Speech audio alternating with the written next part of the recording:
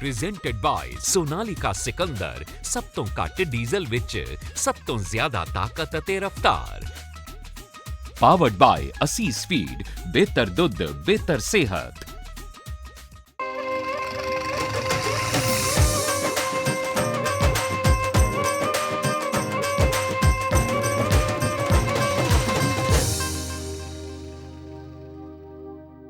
ਹੱਸਦੇ ਵਸਦੇ ਰਹਿਣ ਸਾਡੇ ਕਿਸਾਨ ਵੀਰ।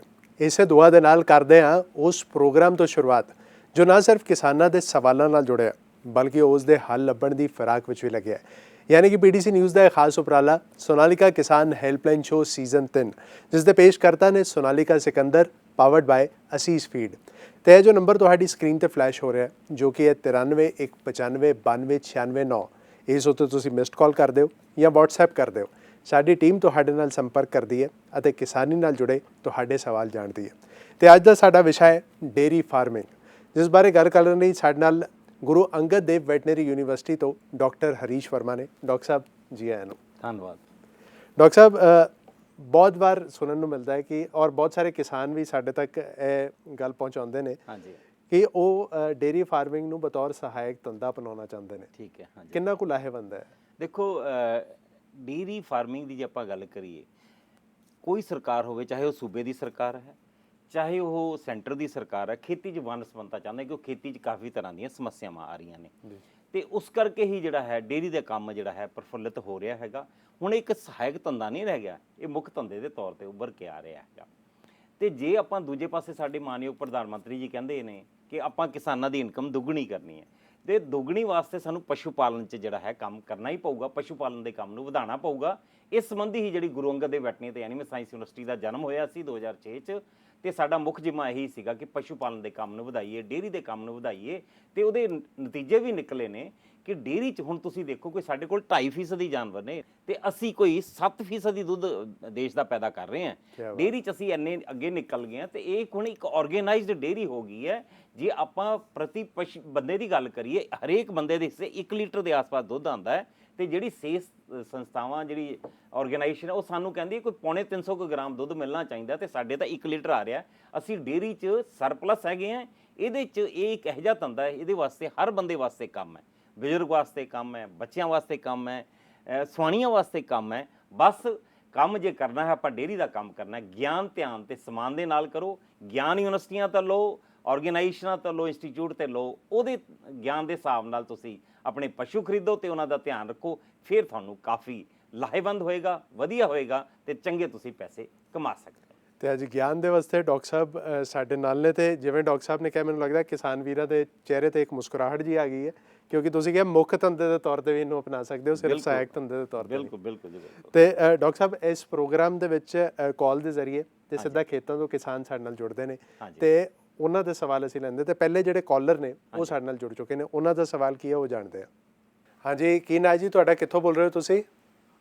ਨਾਜ਼ਰ ਸਿੰਘ ਹੈ ਜੀ। ਹਾਂਜੀ, ਆਪਣਾ ਸਵਾਲ ਪੁੱਛੋ। ਸਾਡੇ ਨਾਲ ਡਾਕਟਰ ਹਰੀਸ਼ ਵਰਮਾ ਨੇ। ਸਤਿ ਸ੍ਰੀ ਅਕਾਲ ਜੀ। ਸਤਿ ਸ੍ਰੀ ਅਕਾਲ। ਇੱਕ ਤਾਂ ਜੀ ਸਾਡੀਆਂ ਗਾਵਾਂ ਨੇ 6-6 ਮਹੀਨੇ ਦੀਆਂ ਸੂਈਆਂ ਹੋਈਆਂ ਨੇ। ਠੀਕ ਹੈ ਜੀ। ਉਹਨਾਂ ਨਾ ਹੀਟ 'ਚ ਨਹੀਂ ਆ ਰਹੀਆਂ। ਠੀਕ ਹੈ ਜੀ। ਅਸੀਂ ਇੱਕ ਤਾਂ ਉਹਨਾਂ ਨੂੰ ਫੀਡ ਪਾਉਂਦੇ ਹਾਂ ਤੇ ਦੂਸਰੀ ਉਹਨਾਂ ਦੀ ਜਿਹੜੀ ਲੇਵਿਆਂ ਦਾ ਸੋਜਾ, ਸਿੱਧੀਆਂ ਵਗੈਰਾ ਇਹ ਆ ਜਾਂਦੀਆਂ। ਇਹ ਪ੍ਰੋਬਲਮ ਆ ਸਾਨੂੰ। ਠੀਕ ਹੈ ਜੀ, ਠੀਕ। ਹਾਂ, ਵੀ ਇਹਨਾਂ ਕੋਲ ਗਾਵਾਂ ਹੈਗੀਆਂ। ਅਕਸਰ ਵੈਸੇ ਦੇਖੀਏ ਆਪਾਂ, ਜਿਹੜੀ ਗਾਵਾਂ ਦੀ ਜਿਹੜੀ ਜ਼ਿਆਦਾ ਸਮੱਸਿਆ ਆਉਂਦੀ ਹੈਗੀ ਹੈ, ਗਾਂ ਠਹਿਰਦੀ ਨਹੀਂ, ਮੱਝ ਬੋਲਦੀ ਨਹੀਂ। ਪਰ ਇਹ ਕਹਿੰਦੇ ਸਾਡੀਆਂ ਮੱਝਾਂ, ਗਾਵਾਂ ਬੋਲ ਨਹੀਂ ਰਹੀਆਂ, ਇਹਦਾ ਮਤਲਬ ਉਹ ਹੀਟ 'ਚ ਨਹੀਂ ਆ ਰਹੀਆਂ। ਦੇਖੋ ਨਾਜ਼ਰ ਸਿੰਘ ਜੀ, ਤੁਹਾਨੂੰ ਦੇਖਣਾ ਪੈਣਾ ਹੈਗਾ ਵੀ ਜਾਨਵਰ ਨੇ ਤਾਂ ਹੀਟ 'ਚ ਆਉਣਾ, ਗਰਮੀ 'ਚ ਆਉਣਾ ਹੈਗਾ ਜੇ ਉਹਦੀ ਸਾਰੀ ਖੁਰਾਕੀ ਲੋੜਾਂ ਆਪਾਂ ਪੂਰੀਆਂ ਕਰ ਰਹੇ ਹਾਂ। ਖੁਰਾਕੀ ਲੋੜਾਂ ਪੂਰੀਆਂ ਕਰਨ ਵਾਸਤੇ ਸਾਨੂੰ ਜਿਹੜਾ ਹੈਗਾ ਸੰਤੁਲਿਤ ਜਿਹੜਾ ਹੈ ਖੁਰਾਕ ਦੇਣੀ ਪੈਣੀ ਹੈ, ਜਿਹਦੇ 'ਚ ਸਾਨੂੰ ਵੰਡ ਵੀ ਦੇਣਾ ਪੈਣਾ, ਹਰਾ ਪੱਠਾ ਵੀ ਦੇਣਾ ਪੈਣਾ। ਇਹ ਜਾਨਵਰ ਇਹੋ ਜਿਹੇ ਨੇ, ਇਹ ਅੰਗਰੇਜ਼ ਜਾਨਵਰ ਨੇ, ਦੋਗਲੇ ਜਾਨਵਰ ਜਿਹੜੇ, ਇਹਨਾਂ ਨੂੰ ਹਰੇ ਪੱਠੇ ਦੀ ਲੋੜ। 40 ਕਿਲੋ ਹਰਾ ਪੱਠਾ ਸਾਨੂੰ ਕਰਨਾ ਹੀ ਇੰਤਜ਼ਾਮ ਇਹਨਾਂ ਨੂੰ ਦੇਣਾ ਪੈਣਾ।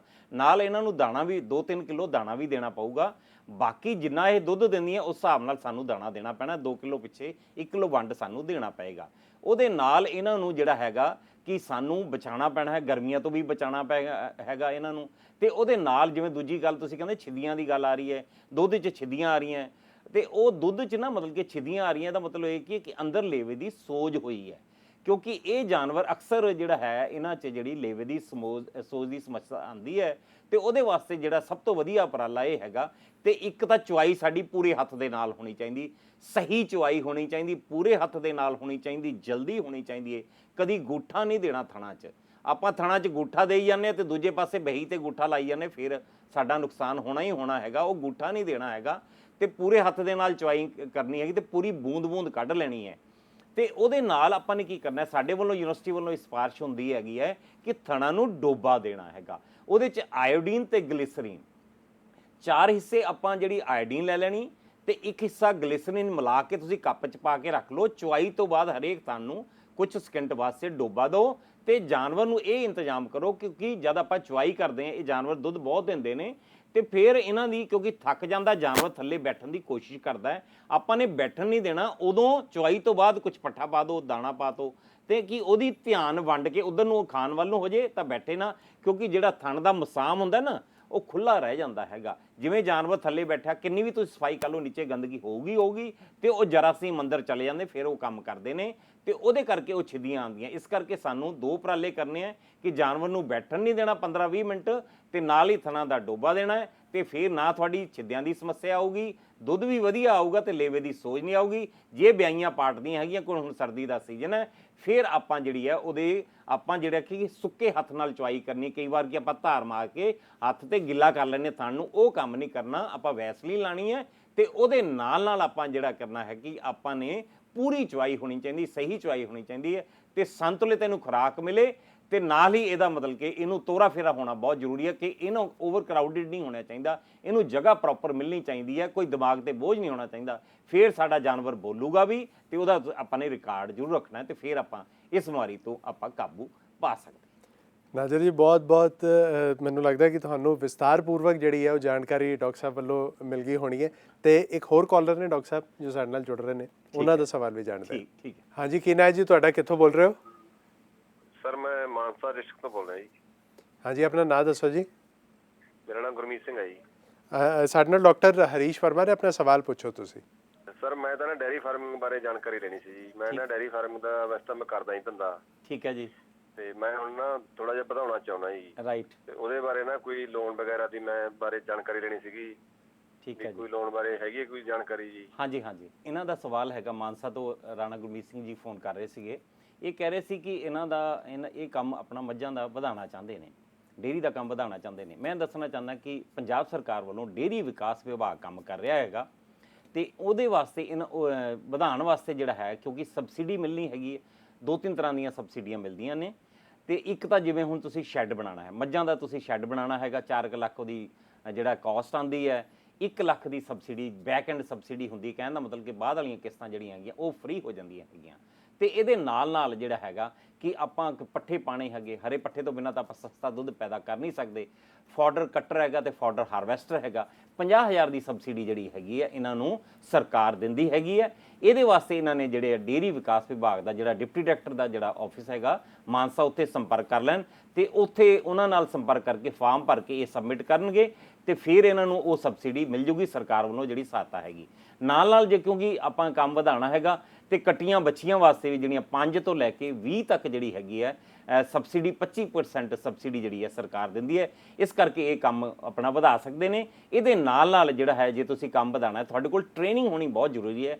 ਫਿਰ ਟ੍ਰੇਨਿੰਗ ਦਾ ਸਰਟੀਫਿਕੇਟ ਜਿਹੜਾ ਹੈਗਾ, ਤੁਸੀਂ ਟ੍ਰੇਨਿੰਗ ਜਿਹੜੀ ਹੈ ਡੇਅਰੀ ਵਿਕਾਸ ਵਿਭਾਗ ਤੋਂ ਲੈ ਸਕਦੇ ਹੋ, Guru Angad Dev veterinary animal science university ਤੋਂ ਲੈ ਸਕਦੇ ਹੋ, ਕ੍ਰਿਸ਼ੀ ਵਿਗਿਆਨ ਕੇਂਦਰ ਤੋਂ ਲੈ ਸਕਦੇ ਹੋ, ਕਿਉਂਕਿ ਤੁਸੀਂ ਜਦ ਟ੍ਰੇਨਡ ਫਾਰਮਰ ਹੋਗੇ ਫਿਰ ਤੁਹਾਨੂੰ ਜਿਹੜੀ ਹੈ ਸਰਕਾਰ ਜਿਹੜੀ ਹੈ ਨਿਖਲ ਜੀ ਇਹ ਸਹਾਇਤਾ ਉਹ ਦਿੰਦੀ ਹੈ ਕਿ ਉਹ ਤੁਹਾਨੂੰ ਉਹਨੂੰ ਪਤਾ ਲੱਗ ਜਾਂਦਾ ਇਹ ਟ੍ਰੇਨਡ ਡੇਅਰੀ ਫਾਰਮਰ ਹੈਗਾ ਤੇ ਫਿਰ ਤੁਸੀਂ ਇਹ ਕੰਮ ਜਿਹੜੀ ਸਹਾਇਤਾ ਲੈ ਕੇ ਤੁਸੀਂ ਆਪਣੇ ਕੰਮ ਨੂੰ ਵਧਾ ਸਕਦੇ ਹੋ। ਬਹੁਤ ਵਧੀਆ ਕੰਮ ਹੈਗਾ ਤੇ ਜਿਹਦੇ ਵਾਸਤੇ ਹਰ ਬੰਦੇ ਵਾਸਤੇ ਇਹਦੇ 'ਚ ਕੰਮ ਹੈ। ਟ੍ਰੇਨਿੰਗ, ਜਿਵੇਂ ਡਾਕਟਰ ਸਾਹਿਬ ਨੇ ਕਿਹਾ, ਟ੍ਰੇਨਿੰਗ ਹਰ ਕੰਮ ਵਾਸਤੇ ਬੜੀ ਜ਼ਰੂਰੀ ਹੁੰਦੀ ਤੇ ਇਸ ਕੰਮ ਵਾਸਤੇ ਖਾਸ ਤੌਰ ਤੇ ਬਹੁਤ ਜ਼ਰੂਰੀ ਤੇ ਸਬਸਿਡੀ ਅਵੇਲੇਬਲ ਹੀ ਨੇ, ਉਸ ਬਾਰੇ ਬਸ ਤੁਹਾਨੂੰ ਜਾਣੂ ਹੋਣ ਦੀ ਲੋੜ ਹੈ। ਤੇ ਡਾਕਟਰ ਸਾਹਿਬ ਨੇ ਬਹੁਤ ਹੀ ਵਿਸਤਾਰਪੂਰਵਕ ਉਸ ਬਾਰੇ ਜਾਣਕਾਰੀ ਦਿੱਤੀ ਹੈ। ਤੇ ਇੱਥੇ ਵੇਲੇ ਇੱਕ ਛੋਟੇ ਜਿਹੇ ਬ੍ਰੇਕ ਦਾ ਹੈ। ਬ੍ਰੇਕ ਤੋਂ ਬਾਅਦ ਤੁਹਾਡੇ ਸਵਾਲਾਂ ਦਾ ਸਿਲਸਿਲਾ ਡੇਅਰੀ ਫਾਰਮਿੰਗ ਨਾਲ ਜੋ ਜੁੜੇ ਹੋਏ ਨੇ ਉਹ ਜਾਰੀ ਰਹੇਗਾ। ਤੁਸੀਂ ਵੇਖਦੇ ਰਹੋ ਸੋਨਾਲੀਕਾ ਕਿਸਾਨ ਹੈਲਪਲਾਈਨ ਸ਼ੋ ਸੀਜ਼ਨ 3।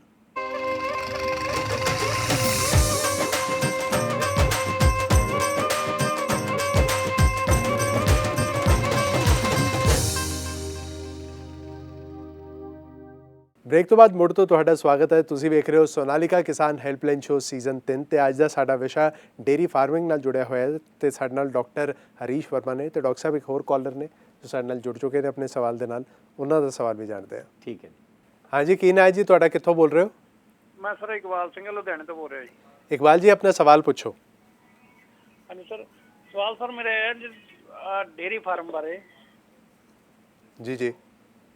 ਦੁੱਧ ਬਾਰੇ ਕਿਹੜੀਆਂ ਸਰ ਗਾਵਾਂ ਨਸਲ ਦੀਆਂ ਚੰਗੀਆਂ ਰੱਖੀਆਂ ਸਰ, ਜਾਂ ਕਿਹੜੀ ਨਸਲ ਦੀ ਮੱਝ ਚੰਗੀ ਜਿਹੜੀ ਦੁੱਧ ਦੀ ਵੱਧ ਤੋਂ ਵੱਧ ਪੈਦਾਵਾਰ ਹੋ ਸਕੇ? ਇਕਬਾਲ ਸਿੰਘ ਜੀ ਲੁਧਿਆਣਾ ਤੋਂ ਜਿਹੜਾ ਤੁਸੀਂ ਪੁੱਛ ਰਹੇ ਹੋ, ਬਹੁਤ ਵਧੀਆ ਸਵਾਲ ਪੁੱਛਿਆ ਕਿ ਅੱਜ ਦੇ ਸਮੇਂ ਜੇ ਆਪਾਂ ਕੰਮ ਕਰਨਾ ਡੇਅਰੀ ਦਾ, ਸਾਨੂੰ ਪਤਾ ਹੋਣਾ ਚਾਹੀਦਾ ਵੀ ਆਪਾਂ ਗਾਵਾਂ ਰੱਖਣੀਆਂ ਮੱਝਾਂ ਰੱਖਣੀਆਂ। ਦੇਖੋ, ਮੱਝ ਸਾਡਾ ਆਪਣਾ ਲਵੇਰਾ ਹੈ। ਕੋਈ ਵੀ ਗੱਲ ਕਰੀਏ, ਜਿਨ੍ਹਾਂ ਦੇ ਘਰ ਕਾਲੀ ਉਹਨਾਂ ਦੇ ਸਦਾ ਹੀ ਦਿਵਾਲੀ। ਸੰਸਾਰ ਦੀਆਂ ਸਭ ਤੋਂ ਵਧੀਆ ਮੱਝਾਂ ਜਿਹੜੀਆਂ ਹਿੰਦੁਸਤਾਨ ਨੇ, ਤੇ 55% ਦੀ ਮੱਝਾਂ ਹਿੰਦੁਸਤਾਨ 'ਚ ਵੀ ਹੈਗੀਆਂ ਗਿਣਤੀ। ਤੇ ਮੱਝ ਜੇ ਰੱਖਣੀ ਹੈ ਆਪਾਂ ਨੇ ਤੇ ਮੁर्रा ਨਸਲ ਦੀ ਜਾਂ ਨੀਲੀ ਰਾਵੀ, 5 ਕਲਿਆਣੀ ਜਿਹਨੂੰ ਕਹਿੰਦੇ, 5 ਚਿੱਟੇ ਚਟਾਕ ਹੁੰਦੇ ਨੇ। ਮੁर्रा ਜਿਹੜੀ ਸ਼ਾਹ ਕਾਲੀ ਕੁੰਡੀ ਵੀ ਕਹਿ ਦਿੰਦੇ ਆ, ਉਹ ਬਹੁਤ ਵਧੀਆ ਮੱਝਾਂ ਨੇ। ਇਹ ਸਾਡੇ ਕੋਲ ਇਹਨੂੰ ਪਾਲ ਸਕਦੇ ਹਾਂ। ਮੱਝਾਂ ਅਸੀਂ ਪ੍ਰਮੋਟ ਵੀ ਕਰਦੀ। ਯੂਨੀਵਰਸਿਟੀ ਨੇ ਪਿੱਛੇ ਮਿਸ਼ਨ ਸ਼ੁਰੂ ਕੀਤਾ, ਬਫਲੋ ਪ੍ਰਮੋਸ਼ਨ ਮਿਸ਼ਨ 2019, ਜਿਹਦੇ ਕਿਉਂਕਿ ਇਹ ਜ਼ੀਰੋ ਵੇਸਟੇਜ ਟੈਕਨੋਲੋਜੀ ਹੈ। ਕਦੀ ਤੁਸੀਂ ਜਿਹੜੀ ਹੈ ਤੁਰਦੀ ਫਿਰਦੀ ਸਟਰੇ ਜਿਹੜੀ ਆਵਾਰਾ ਮੱਝ ਨਹੀਂ ਦੇਖੋਗੇ, ਕਿਉਂਕਿ ਜਾਂਦੀ ਵੀ 15-20 ਹਜ਼ਾਰ ਦੇ ਜਾਣੇ ਹੈਗੇ। ਤੇ ਕਦੀ ਤੁਸੀਂ ਇਸ ਕਰਕੇ ਦੂਜੇ ਪਾਸੇ ਆਪਾਂ ਦੇਖਿਆ ਜਿਹੜੇ ਕਿ ਹੁਣ ਜ਼ਮਾਨਾ ਜਿਹੜਾ ਹੈਗਾ ਕਿ ਆਪਾਂ ਵੈਸੇ ਵੀ ਚਿੱਟਾ ਦੁੱਧ ਪਸੰਦ ਕਰਦੇ ਹਾਂ ਤੇ ਉਹਦੀ ਮਾਰਕੀਟ ਵੀ ਬਹੁਤ ਹੈਗੀ, ਫੈਟ ਵੀ ਉਹਦਾ ਜ਼ਿਆਦਾ ਹੁੰਦਾ। ਇਸ ਕਰਕੇ ਸਾਨੂੰ ਮੱਝਾਂ ਪਾਲਣੀਆਂ ਚਾਹੀਦੀਆਂ। ਇਹਦਾ ਮਤਲਬ ਇਹ ਨਹੀਂ ਕਿ ਗਾਵਾਂ ਨਹੀਂ ਪਾਲਣੀਆਂ ਚਾਹੀਦੀਆਂ। ਤੇ ਮੱਝਾਂ 'ਚ ਥੋੜ੍ਹਾ ਬਹੁਤ 19-21 ਮੈਨੇਜਮੈਂਟ ਜੇ ਹੋ ਵੀ ਜਾਵੇ ਚੱਲ ਜਾਂਦਾ, ਸਾਡਾ ਆਪਣਾ ਲਵੇਰਾ ਹੈਗਾ। ਜੇ ਆਪਾਂ ਗਾਵਾਂ ਦੀ ਗੱਲ ਕਰੀਏ, ਗਾਵਾਂ ਜੇ ਆਪਾਂ ਜ਼ਿਆਦਾ ਦੁੱਧ ਵਾਲੀਆਂ ਗਾਵਾਂ ਹੈ ਹਿੰਦੁਸਤਾਨ 'ਚ ਕੀ ਸਾਰੇ ਵਰਲਡ 'ਚ ਹੀ, ਹੋਲਸਟੀਨ ਫਰੀਜ਼ੀਅਨ ਜਿਹਨੂੰ ਕਿ ਦੋਗਲੀ ਗਾਂ ਕਹਿੰਦੇ, HF ਕਹਿੰਦੇ ਆ, ਕ੍ਰਾਸਬਰਡ, ਉਹ ਰੱਖੋ। ਸਾਹੀਵਾਲ ਸਾਡੀ ਆਪਣੀ ਦੇਸੀ ਗਾਂ, ਉਹ ਰੱਖ ਸਕਦੇ ਆ। HF ਦੀ ਇਹੀ ਸਮੱਸਿਆ ਆਉਂਦੀ ਕਿ ਦੇਖੋ ਇਹ ਢੋਲ ਵਰਗੇ ਜਾਨਵਰ ਨੇ, 40-50 ਕਿਲੋ ਹਰੇ ਪੱਠੇ ਇਹਨੂੰ ਚਾਹੀਦੇ, ਇਹਦੇ ਨਾਲ ਇਹਨੂੰ ਵੰਡ ਦਾਣਾ ਚਾਹੀਦਾ ਹੈਗਾ। ਤੇ ਇਹਦਾ ਪ੍ਰਬੰਧ, ਕਿਉਂਕਿ ਇਹ ਉੱਥੋਂ ਦਾ ਖੂਨ ਹੈਗਾ, ਅੰਗਰੇਜ਼ ਜਾਨਵਰ ਅਸੀਂ ਇਹਨੂੰ ਆਖਦੇ ਹਾਂ ਕਿ ਉੱਥੇ ਮੌਸਮ ਠੰਡਾ ਰਹਿੰਦਾ ਹੈ। ਹਿੰਦੁਸਤਾਨ 'ਚ 8-9 ਮਹੀਨੇ ਤਾਂ ਗਰਮੀ ਰਹਿੰਦੀ ਹੈ। ਇਸ ਕਰਕੇ ਇਹਨਾਂ ਨੂੰ ਸਮੱਸਿਆ ਆਉਂਦੀ ਹੈ। ਇਹਦੀ ਇਹੀ ਸਮੱਸਿਆ ਹੈ ਕਿ ਇਹ ਠਹਿਰਦੀ ਨਹੀਂ। ਸਾਨੂੰ ਇੱਕ ਆਪਾਂ ਸੂਆ ਲੈ ਲੈਨੇ, ਉਸ ਤੋਂ ਬਾਅਦ ਇਹ ਠਹਿਰਦੀ ਨਹੀਂ ਹੈਗੀ। ਜੇ ਇੱਕ ਵਾਰ ਪਸ਼ੂ ਠਹਿਰਦਾ ਨਹੀਂ, ਅਸੀਂ ਰਿਪੀਟਰ, ਤੁਸੀਂ ਆਮ ਸੁਣਿਆ ਹੋਣਾ ਵੀ ਰਿਪੀਟਰ ਹੋ ਗਿਆ ਜੀ ਜਾਨਵਰ। ਡਾਕਟਰ ਰਿਪੀਟਰ ਉਹਨੂੰ ਕਹਿੰਦਾ ਜਿਹੜੀ 3 ਵਾਰ ਫਿਰ ਗਈ।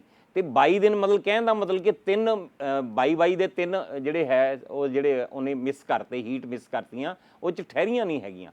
ਤੇ ਉਹਦੇ ਕਰਕੇ ਜੇ ਇੱਕ ਵਾਰ ਜੇ ਬਾਈਆ ਫਿਰ ਜਾਂਦਾ ਹੈਗਾ ਤੇ ਉਹਦੇ 'ਚ 8-9 ਹਜ਼ਾਰ ਰੁਪਏ ਦਾ ਨੁਕਸਾਨ ਹੋ ਜਾਂਦਾ ਹੈ। ਜੇ ਉਹ 3 ਵਾਰ ਰਿਪੀਟਰ ਮੈਂ ਕਹਿ ਰਿਹਾ ਹੈਗਾ ਤੇ ਇਹਦਾ ਮਤਲਬ 3 ਵਾਰ ਫਿਰ ਗਈ, ਉਹਨੇ 28-30 ਹਜ਼ਾਰ ਦੀ ਕੁੰਡੀ ਤਾਂ ਪਹਿਲੇ ਲੱਗ ਗਈ। 60-70 ਹਜ਼ਾਰ ਦਾ ਜਾਨਵਰ ਹੈ ਤੇ ਉਹ 30 ਹਜ਼ਾਰ ਮਤਲਬ ਕਿ 'ਚ ਆਪਾਂ ਜਾਨਵਰ, ਇਸ ਕਰਕੇ ਉਹ ਸੜਕਾਂ 'ਤੇ ਆ ਰਹੀਆਂ। ਇਸ ਕਰਕੇ ਜੇ ਤੁਹਾਡੇ ਕੋਲ ਪ੍ਰਬੰਧ ਵਧੀਆ ਹੈ, ਤੁਹਾਡੇ ਕੋਲ ਤੁਰਨ ਫਿਰਨ ਦਾ ਇੰਤਜ਼ਾਮ ਹੈ, ਤੁਸੀਂ ਵਧੀਆ ਪ੍ਰਬੰਧ ਕਰ ਸਕਦੇ ਹੋ, ਤੁਸੀਂ ਗਿਆਨ ਲਿਆ ਹੋਇਆ, ਸਾਇੰਟੀਫਿਕ ਜਿਹੜੇ ਤਰੀਕੇ ਨਾਲ ਪਾਲ ਸਕਦੇ ਹੋ, ਤਾਂ ਤੁਹਾਨੂੰ ਗਾਵਾਂ ਰੱਖਣੀਆਂ ਚਾਹੀਦੀਆਂ। ਜੇ ਤੁਸੀਂ ਮਾੜਾ ਮੋਟਾ 19-21 ਹੋ ਸਕਦਾ ਫਿਰ ਆਪਾਂ ਮੱਝਾਂ ਪਾਲੀਏ, ਸਾਡਾ ਆਪਣਾ ਲਵੇਰਾ ਹੈਗਾ। ਤੇ ਦੋਨੋਂ ਪਾਸੇ ਫਾਇਦਾ ਹੈ, ਬਸ ਚੁਆਇਸ ਤੁਹਾਡੀ ਆਪਣੀ ਹੈ। ਕਿਉਂਕਿ ਮੱਝਾਂ ਤੋਂ ਮੋਜਰੇਲਾ ਚੀਜ਼ ਬਣਾ ਸਕਦੇ ਹਾਂ, ਜਿਹੜੀਆਂ ਅੱਜ ਕੱਲ੍ਹ ਫਾਸਟ ਫੂਡ ਚੱਲਦੇ ਹੈ, ਉੱਥੇ ਇਹਦੀ ਬਹੁਤ ਡਿਮਾਂਡ ਹੈਗੀ ਹੈ। ਇਸ ਕਰਕੇ ਵੈਲਿਊ ਐਡੀਸ਼ਨ ਕਰਕੇ ਵੀ ਨਾਲ ਵੈਲਿਊ ਐਡੀਸ਼ਨ ਕਰੋ। ਤੇ ਇਸ ਕਰਕੇ ਮੱਝਾਂ ਵੀ ਰੱਖ ਸਕਦੇ ਹਾਂ ਆਪਾਂ, ਗਾਵਾਂ ਹੀ ਰੱਖ ਸਕਦੇ ਹਾਂ, ਆਪਣੀ ਚੁਆਇਸ ਹੁੰਦੀ ਹੈ, ਪਰ ਦੋਨਾਂ ਤੋਂ ਫਾਇਦਾ ਹੈ। ਤੇ ਡਾਕਟਰ ਸਾਹਿਬ, ਜਿਵੇਂ ਮੈਂ ਸ਼ੁਰੂਆਤ ਦੇ ਵਿੱਚ ਕਿਹਾ ਸੀ, ਸਿੱਧਾ ਖੇਤਾਂ ਤੋਂ ਵੀ ਕਿਸਾਨ ਸਾਡੇ ਨਾਲ ਜੁੜਦੇ ਨੇ। ਹਾਂਜੀ। ਤੇ ਹੁਣ ਇਹ ਕਿਸਾਨ ਸਿੱਧਾ ਖੇਤਾਂ ਤੋਂ ਸਾਡੇ ਨਾਲ ਜੁੜ ਰਹੇ ਨੇ। ਠੀਕ ਹੈ, ਉਹਨਾਂ ਦਾ ਸਵਾਲ ਵੀ ਜਾਣਦੇ ਆ। ਠੀਕ ਹੈ ਜੀ। ਮੈਂ ਕ੍ਰਿਸ਼ਨ ਬੋਲਦਾ ਮਾਨਸਾ ਤੋਂ ਜੀ। ਮੈਂ ਇੱਕ ਦੁਧਾਰੂ ਪਸ਼ੂ ਰੱਖੇ ਹੋਏ ਨੇ ਜਿਹੜੇ ਕਿ ਸਰਦੀਆਂ ਦੇ ਵਿੱਚ ਬਿਮਾਰ ਹੋ ਜਾਂਦੇ, ਆਕੜ ਜਾਂਦੇ ਨੇ, ਤੇ ਸਾਨੂੰ ਇਹਨਾਂ ਬਾਰੇ ਦੱਸਿਆ ਜਾਵੇ ਤੇ ਕੀ ਕਰੀਏ ਸੀ ਇਹਨਾਂ ਦਾ। ਹਾਂ ਦੇਖੋ, ਬਹੁਤ ਵਧੀਆ ਸਵਾਲ ਤੁਸੀਂ ਪੁੱਛਿਆ। ਸਿਆਲ ਹੁਣ ਸਿਰ 'ਤੇ ਹੈਗਾ ਤੇ ਇਸ ਕਰਕੇ ਜਿਹੜੀ ਪਸ਼ੂ ਸਾਨੂੰ ਥੋੜ੍ਹਾ ਜਿਹਾ ਜਿਹੜਾ ਪ੍ਰਬੰਧ ਥੋੜ੍ਹੀ ਚੇਂਜ ਕਰਨਾ ਪਊਗਾ। ਕਿ ਉਹ ਸਿਆਲਾਂ 'ਚ ਕਈ ਵਾਰ ਹੁੰਦਾ ਤੜਕੇ ਆਪਾਂ ਉੱਠੇ, ਚਵਾਈ ਕੀਤੀ ਤੇ ਉਹਦੇ ਨਾਲ ਹੀ ਜਾਨਵਰ ਬਾਹਰ ਕੱਢਤੇ। ਉਦੋਂ ਠੰਡਾ ਮੌਸਮ ਹੁੰਦਾ ਹੈ, ਪਾਲਾ ਹੁੰਦਾ ਹੈ, ਹਵਾ ਚੱਲ ਰਹੀ ਹੁੰਦੀ ਹੈ, ਕਈ ਵਾਰ ਬੁਖਾਰ ਹੋ ਜਾਂਦਾ ਹੈ, ਟਾਕੂ ਹੋ ਜਾਂਦਾ ਹੈ, ਜੁੜ ਜਾਂਦੇ ਜਾਨਵਰ। ਇਸ ਕਰਕੇ ਸਾਡੇ ਵੱਲੋਂ ਸਿਫਾਰਿਸ਼ ਹੁੰਦੀ ਹੈਗੀ ਕਿ ਸਰਦੀਆਂ 'ਚ ਆਪਾਂ ਜਿਹੜਾ ਹੈਗਾ ਤੜਕੇ ਜਾਨਵਰ ਨੂੰ ਬਾਹਰ ਨਹੀਂ ਕੱਢਣਾ ਹੈਗਾ। ਬੇਹਾ ਪਾਣੀ ਨਹੀਂ ਪਿਲਾਉਣਾ, ਤਾਜ਼ਾ ਪਾਣੀ ਪਿਲਾਉਣਾ ਚਾਹੀਦਾ ਹੈਗਾ। ਜਦ ਸੂਰਜ ਨਿਕਲ ਗਿਆ, ਧੁੱਪ ਨਿਕਲ ਗਈ, ਤੇ ਫਿਰ ਆਪਾਂ ਪਸ਼ੂ ਨੂੰ ਬਾਹਰ ਰੱਖਣਾ ਹੈਗਾ। ਜੇ ਉਹਦੇ ਨਾਲ ਜਿਹੜਾ ਹੈਗਾ ਸਵੇਰੇ ਜਿਹੜੇ ਤੜਕੇ ਜਿਹੜਾ ਆਪਾਂ ਪੱਠਾ ਦੇਣਾ ਹੈਗਾ, ਉਹ ਕੱਲਾ, ਜੇ ਕਈ ਵਾਰ ਹੁੰਦਾ ਕਿ ਆਪਾਂ ਕੱਲਾ ਦਾਣਾ ਪਾਤਾ ਜਾਂ ਕੱਲੇ ਹਰੇ ਪੱਠੇ ਪਾਤੇ, ਉਹ ਠੰਡੇ ਹੈਗੇ, ਤੇਲ ਉਹਨਾਂ 'ਤੇ ਪਈ ਹੈਗੀ, ਇਹੀਆਂ ਆਪਾਂ ਚੀਜ਼ਾਂ ਦਾ ਧਿਆਨ ਰੱਖਣਾ ਹੈ ਕਿ ਸਵੇਰ ਦਾ ਜਿਹੜਾ ਵੰਡ ਹੁੰਦਾ ਹੈਗਾ ਉਹ ਆਪਾਂ ਨੇ ਮਿਕਸ ਕਰਕੇ ਪਾਉਣਾ। ਹਰੇ ਪੱਠੇ ਵੀ ਹੋਣੇ ਚਾਹੀਦੇ, ਤੂੜੀ ਵੀ ਹੋਣੀ ਚਾਹੀਦੀ ਹੈ, ਨਾਲ ਉਹਦੇ 'ਚ ਦਾਣਾ ਵੀ ਹੋਣਾ ਚਾਹੀਦਾ ਹੈਗਾ, ਤਾਂ ਕਿ ਜਿਹੜੀ ਅੰਦਰ ਕਈ ਵਾਰ ਅਫਾਰਾ ਵਗੈਰਾ ਹੋ ਜਾਂਦਾ ਹੈਗਾ ਉਹ ਨਾ ਹੋਵੇ। ਤੇ ਦੂਜੇ ਪਾਸੇ ਜਿਹੜਾ ਟਾਕੂ ਜਾਂ ਜਿਵੇਂ ਤੁਸੀਂ ਕਹਿੰਦੇ ਆਕੜ ਗਿਆ ਜਾਨਵਰ, ਉਹ ਹੋ ਗਿਆ, ਤੇ ਉਹਦੇ ਵਾਸਤੇ ਸਾਨੂੰ ਤੜਕੇ ਕੱਢਣਾ ਨਹੀਂ ਹੈਗਾ। ਜੇ ਉਹ ਲੰਬਾ ਚੱਲਦਾ, 2-3 ਦਿਨ ਚੱਲਦਾ, ਫਿਰ ਤੁਹਾਨੂੰ ਨੇੜੇ ਦੇ ਜਿਹੜੇ ਪਸ਼ੂ ਚਿਕਿਤਸਕ ਹੈਗੇ ਜਾਂ ਵੈਟਰਨਰੀ ਡਾਕਟਰ ਦੇ ਨਾਲ ਸੰਪਰਕ ਕਰਨਾ ਪਏਗਾ। ਉਹ ਦੇਖਣਾ ਪਏਗਾ ਕਿਸ ਕਾਰਨ ਜਿਹੜਾ ਹੈ ਬੁਖਾਰ ਹੋਇਆ ਹੈ। ਡਾਕਟਰ ਸਾਹਿਬ ਤੁਸੀਂ ਬਿਮਾਰੀਆਂ ਦਾ ਇਲਾਜ ਤੇ ਦੱਸਦਾ, ਪਰ ਉਹ ਪਸ਼ੂ ਬਿਮਾਰ ਹੋਣ ਹੀ ਨਾ, ਸਿਆਲ ਦਾ ਕਿਉਂਕਿ ਦਿਨ ਚੱਲ ਰਹੇ ਨੇ, ਹਾਂਜੀ, ਤੇ ਹਾਂਜੀ। ਉਹਦੇ ਵਾਸਤੇ ਕੁਝ ਖਾਸ ਹਦਾਇਤਾਂ ਜੋ ਕਿਸਾਨ ਵੀਰਾਂ ਨੂੰ ਤੁਸੀਂ ਦੇਣਾ ਹਾਂਜੀ ਚਾਹੋ? ਹਾਂ, ਬਹੁਤ ਜ਼ਰੂਰੀ ਹੈਗਾ। ਮੈਂ ਕਿਸਾਨ ਵੀਰਾਂ ਨੂੰ, ਪਸ਼ੂ ਪਾਲਕਾਂ ਨੂੰ ਦੱਸਣਾ ਚਾਹੁੰਦਾ ਕਿ ਡੇਅਰੀ ਦੇ ਕੰਮ 'ਚ, ਕਿਉਂਕਿ ਹੁਣ ਦੇਖੋ ਸਰਦੀ ਦਾ ਸੀਜ਼ਨ ਆ ਗਿਆ, ਸਾਨੂੰ ਵੱਡੇ ਜਾਨਵਰ ਕਿਉਂ ਨਾ ਦੁੱਧ ਦੇਣਾ ਹੈਗਾ, ਤੇ ਉਹਦੇ ਨਾਲ ਜਿਹੜੇ ਉਹਦੀ ਕੱਟੀਆਂ ਬੱਚੀਆਂ ਹੈਗੀਆਂ, ਕੱਟੇ ਬੱਚੇ ਹੈਗੇ, ਉਹਨਾਂ ਦੀ ਵੀ ਸੰਭਾਲ ਕਰਨੀ ਪੈਣੀ ਹੈ। ਵੱਡੇ ਜਾਨਵਰਾਂ ਵਾਸਤੇ ਜੇ ਮੋਟਾ ਜਿਹਾ ਪ੍ਰਿੰਸੀਪਲ ਇਹ ਹੈਗਾ ਕਿ ਬਹੁਤ ਤੜਕੇ ਜਦੋਂ ਠੰਡ ਹੁੰਦੀ ਹੈ ਉਦੋਂ ਬਚਾਉਣਾ ਹੈਗਾ ਜਾਨਵਰ, ਧੁੱਪ ਜਦੋਂ ਨਿਕਲ ਗਈ ਉਦੋਂ ਬਾਹਰ ਕੱਢਣਾ ਹੈਗਾ। ਤੇ ਉਦੋਂ ਮਤਲਬ ਕਿ ਤੁਸੀਂ ਜਦੋਂ ਜਾਨਵਰ ਨੂੰ ਵਾਪਸ ਇੱਥੇ ਅੰਦਰ ਭੇਜਣਾ ਹੈ, ਤੁਹਾਡਾ ਫਰਸ਼ ਗਿੱਲਾ ਨਹੀਂ ਹੋਣਾ, ਜਾਨਵਰ ਨੇ ਬੈਠਣਾ ਹੁੰਦਾ ਹੈਗਾ, ਉਸ ਕਰਕੇ ਉਹ ਗਿੱਲਾ ਨਹੀਂ ਹੋਣਾ ਚਾਹੀਦਾ। ਉਹਦੇ ਨਾਲ ਜਿਹੜਾ ਹੈਗਾ ਤਾਜ਼ਾ ਪਾਣੀ, ਬੇਹਾ ਪਾਣੀ ਨਹੀਂ ਪਿਲਾਉਣਾ, ਪੱਠੇ ਜਿਹੜੇ ਹੈਗੇ ਉਸ 'ਤੇ ਓਸ ਵਗੈਰਾ ਪਈ ਹੈ ਗਿੱਲੇ, ਉਹ ਨਹੀਂ ਆਪਾਂ ਕਰਨਾ। ਉਹਦੇ ਨਾਲ ਜਿਹੜੀਆਂ ਹੈਗੀਆਂ ਕੱਟੀਆਂ ਬੱਚੀਆਂ ਜਾਂ ਕੱਟੇ ਬੱਚੇ ਦਾ ਇੰਤਜ਼ਾਮ ਕਰਨਾ ਸਾਨੂੰ ਬਹੁਤ ਜ਼ਰੂਰੀ ਹੈ, ਕਿਉਂਕਿ ਜਿਹੜੀ ਪਹਿਲੇ ਤਾਂ ਇਹ ਹੈ ਜਿਵੇਂ ਜਾਨਵਰ ਸੌਂਦਾ ਹੈਗਾ, ਕੱਟੇ ਬੱਚੇ ਨੂੰ ਆਪਾਂ ਕੀ ਕਰਨਾ ਹੈਗਾ, ਘੰਟੇ ਦੇ ਵਿੱਚ ਆਪਾਂ ਨੇ ਬੌਲੀ ਪਿਲਾਉਣੀ ਹੈ, ਬਹੁਤ ਜ਼ਰੂਰੀ ਹੈ। ਸਾਡੇ ਵੱਲੋਂ ਸਿਫਾਰਿਸ਼ ਹੁੰਦੀ ਹੈ ਕਿ ਵੀਨੀ ਕਰਨਾ, ਉਹਨੂੰ ਜਿਹੜਾ ਮਾਂ ਤੋਂ ਵੱਖਰਾ ਕਰ ਦੇਣਾ, 1 ਘੰਟਾ ਉਹਨੂੰ ਚਟਾਉਣਾ, ਫਿਰ ਵੱਖਰਾ ਕਰ ਦਿਓ, ਤੇ ਪੇਲ ਫੀਡਿੰਗ ਜਿਹੜੀ ਬੌਲੀ ਜਿਹੜੀ ਹੈਗੀ ਹੈ ਉਹ ਭਾਂਡੇ 'ਚ ਘਰ ਕੇ ਪਿਲਾਈਏ, ਕਈ ਵਾਰ ਸਿੱਧਾ ਵੀ ਤੁਸੀਂ ਪਿਲਾ ਸਕਦੇ ਹੋ। ਉਹਦੇ ਨਾਲ ਆਪਾਂ ਕੀ ਕਰਨਾ ਹੈਗਾ, ਉਹਨੂੰ ਹਫਤੇ ਦੇ ਵਿੱਚ ਜਿਹੜੀ ਮਲੱਪਾਂ ਦੀ ਦਵਾਈ ਦੇਣੀ ਹੈ, ਤੇ ਬਾਅਦ 'ਚ ਫਿਰ 3 ਕੁ ਮਹੀਨੇ ਤੇ ਉਹਨੂੰ ਜਿਹੜਾ ਮੂੰਹ ਖੁਰ ਦਾ ਟੀਕਾ ਲਵਾਉਣਾ ਹੈ। ਉਹਦੇ ਨਾਲ ਆਪਾਂ ਨੇ ਉਹਦਾ ਨਾੜੂਆ ਕੱਟਣਾ, ਉਹਨੂੰ ਬੰਨ੍ਹ ਦੇਣਾ ਹੈਗਾ। ਤੇ ਇਹ ਜਿਹੜੀ ਸਿੰਗ ਦਗਵਾਣੇ ਹੈਗੇ, ਜਿਹੜਾ ਕੱਟਾ ਹੈਗਾ, ਤੇ ਉਹਦੇ ਹਫਤੇ ਦੇ ਵਿੱਚ ਜੇ ਬੱਚੇ ਹੈਗੇ ਆ ਤੇ ਉਹਦੇ 2 ਹਫਤੇ ਜਾਂ 3 ਹਫਤੇ ਦੇ ਵਿੱਚ ਬੱਚਾ ਜਾਂ ਬੱਚੀ ਹੈਗੀ ਆਪਾਂ ਨੇ ਸਿੰਗ ਦਗਵਾਣੇ। ਇਹ ਸਾਰੀਆਂ ਗੱਲਾਂ ਦਾ ਧਿਆਨ ਰੱਖਣਾ ਹੈ। ਤੇ ਰਾਤ ਨੂੰ ਜਦੋਂ ਆਪਾਂ ਜਿਹੜੇ ਹੈ ਝੁੱਲ ਵਗੈਰਾ ਜਾਨਵਰ ਦੇ ਪਾ ਦਿਓ, ਤੇ ਨਾਲ ਪੱਲੀਆਂ ਵਗੈਰਾ ਲਾ ਦਿਓ, ਠੰਡੀ ਸਿੱਧੀ ਹਵਾ ਜਿਹੜੀ ਆਪਣੇ ਸ਼ੈੱਡ ਦੇ ਵਿੱਚ ਨਾ ਆਵੇ, ਤੇ ਨਾਲ ਦੀ ਨਾਲ ਜਿਹੜੀ ਨੀਚੇ ਜਿਹੜੀ ਹੈਗੀ ਆਪਾਂ ਪਰਾਲੀ ਵਿਛਾ ਦਈਏ, ਤੇ ਉਹਦੇ ਕਰਕੇ ਜਿਹੜਾ ਹੈ ਫਰਸ਼ ਉਹ ਜਿਹੜੇ ਕੋਸੇ ਜਿਹੇ ਰਹਿਣਗੇ, ਗਰਮ ਰਹਿਣਗੇ, ਠੰਡ ਨਹੀਂ ਨੀਚੇ ਤੋਂ ਚੜੂਗੀ। ਤੇ ਫਿਰ ਉਹਨੂੰ ਆਪਾਂ 2-3 ਦਿਨ ਬਾਅਦ ਬਦਲ ਦੇਣਾ ਹੈ, ਤੇ ਰੂੜੀ ਦੇ ਜਿੱਥੇ ਆਪਾਂ ਗੋਹਾ ਸਿੱਟ ਰਹੇ ਹਾਂ ਉੱਥੇ ਪਾ ਦਈਏ, ਤੇ ਬਹੁਤ ਵਧੀਆ ਖਾਦ ਬਣਦੀ ਹੈ। ਤੇ ਉਹ ਖੇਤਾਂ 'ਚ ਜਦੋਂ ਪਾਉਂਦੇ ਆ ਉਹਦੀ ਜਿਹੜੀ ਵੈਲਿਊ ਹੈ, ਉਹ ਰੂੜੀ ਦੀ ਖਾਦ ਬਹੁਤ ਵਧੀਆ ਹੁੰਦੀ ਹੈ। ਇਹਨਾਂ ਗੱਲਾਂ ਦਾ ਧਿਆਨ ਰੱਖ ਕੇ ਸਾਡੇ ਜਿਹੜੇ ਪਸ਼ੂ ਪਾਲਕ ਵੀਰ ਸਰਦੀ ਦੇ ਮੌਸਮ ਤੋਂ ਆਪਣੇ ਪਸ਼ੂਆਂ ਨੂੰ ਬਚਾ ਸਕਦੇ ਨੇ। ਤੇ ਇਹਦੇ ਵੇਲੇ ਇੱਕ ਹੋਰ ਛੋਟੇ ਜਿਹੇ ਬ੍ਰੇਕ ਦਾ ਹੈ। ਬ੍ਰੇਕ ਤੋਂ ਬਾਅਦ ਅਸੀਂ ਸਪੀਡ ਦੇ general manager marketing and sales Ganesh Sharma ji ਦੇ ਨਾਲ ਕਰਾਵਾਂਗੇ ਤੁਹਾਡੀ ਮੁਲਾਕਾਤ, ਤੇ ਨਾਲ ਹੀ ਹੋਣਗੇ ਕੁਝ ਟਿਪਸ ਫॉर ਟਰੈਕਟਰ ਵੀ। ਤੁਸੀਂ ਵੇਖਦੇ ਰਹੋ ਸੋਨਾਲੀਕਾ ਕਿਸਾਨ helpline show season 3।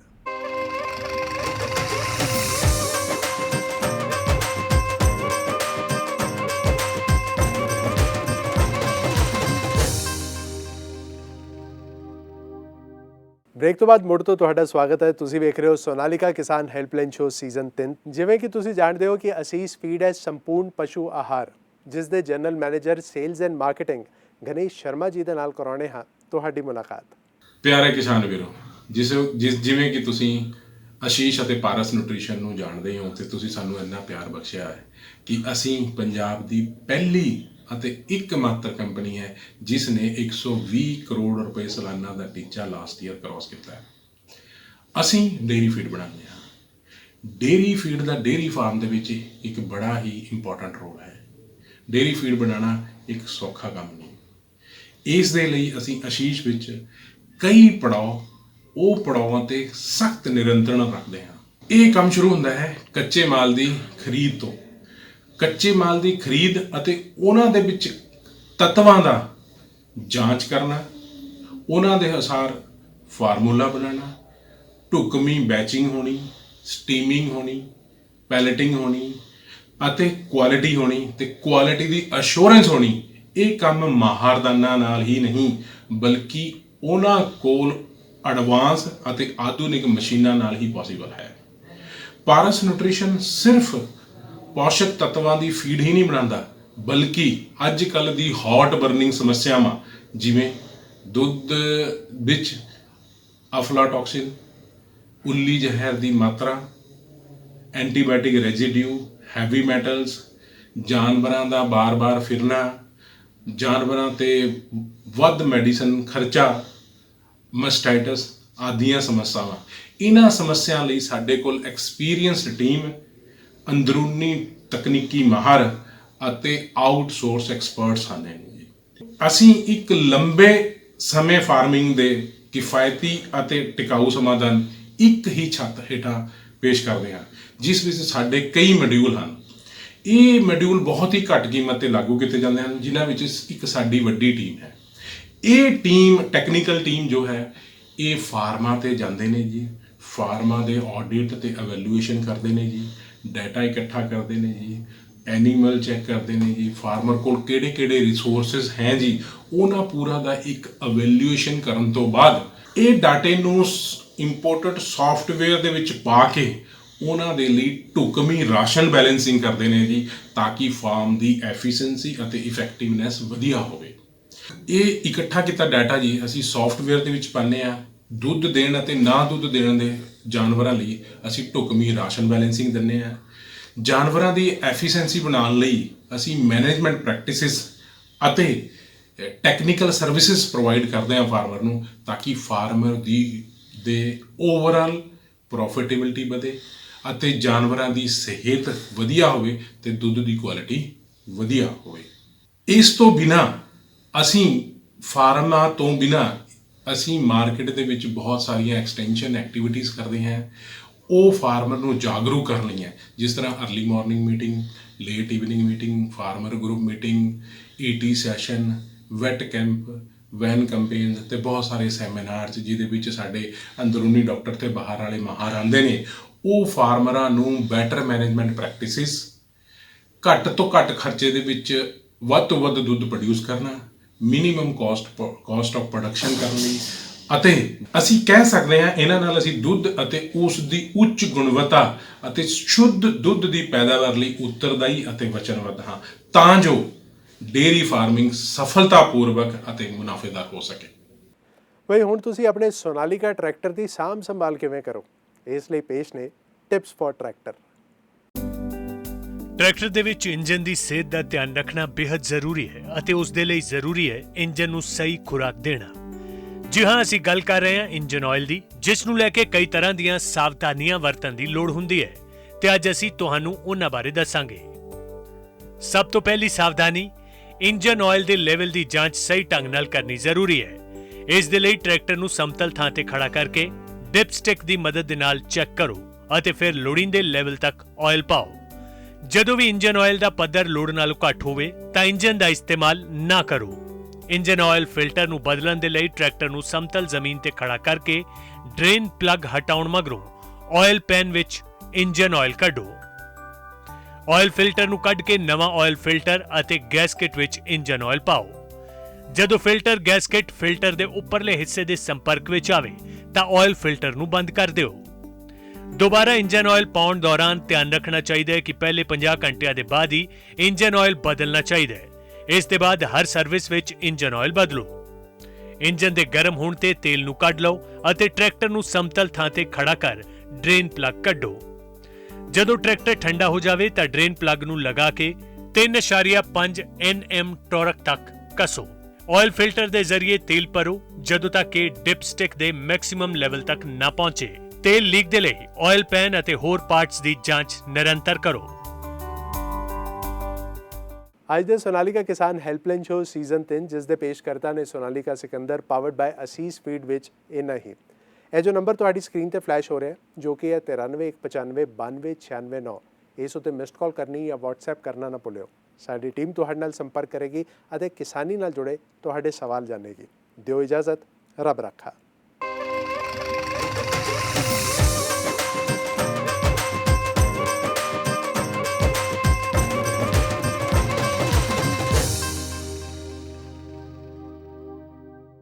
presented by Sonalika Sikandar, ਸਭ ਤੋਂ ਘੱਟ ਡੀਜ਼ਲ ਵਿੱਚ ਸਭ ਤੋਂ ਜ਼ਿਆਦਾ ਤਾਕਤ ਅਤੇ ਰਫ਼ਤਾਰ। ਪਾਵਰਡ ਬਾय ਅਸੀਸ ਫੀਡ, ਬਿਹਤਰ ਦੁੱਧ, ਬਿਹਤਰ ਸਿਹਤ।